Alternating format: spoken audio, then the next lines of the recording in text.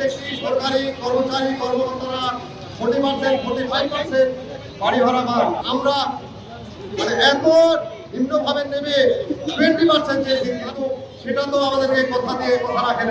আমরা গত পরশুদিন থেকে ঢাকায় আমাদের অবস্থান কর্মসূচি চলছে।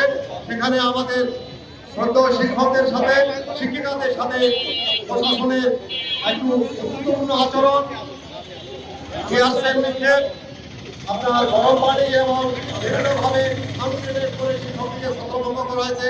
অনেক শিক্ষক আহত হয়েছে, হসপিটালে গেছেন। এই জন্য আমরা তাদের সহায়তা স্বরূপ আজকে আমরা এই বিক্ষোভ কর্মসূচির আয়োজন করেছি।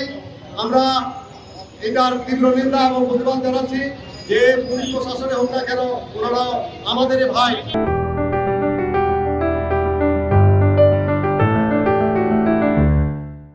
ওনাদের ছেলে সন্তানদেরকে আমরা করাই, ওনারাও আমাদের কাছে আমাদের মতো সিনিয়রদের কাছে পড়ালেখা করে আজকে ওরাই পদে আছেন।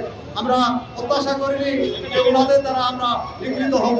আশা করি সরকার বাহাদুর যে আমাদের যে সমস্ত শিক্ষক নিগৃহীত হয়েছে, যাদের দ্বারা নিগৃহীত হয়েছে তাদের ব্যাপারে সজাগ দৃষ্টি রাখবেন।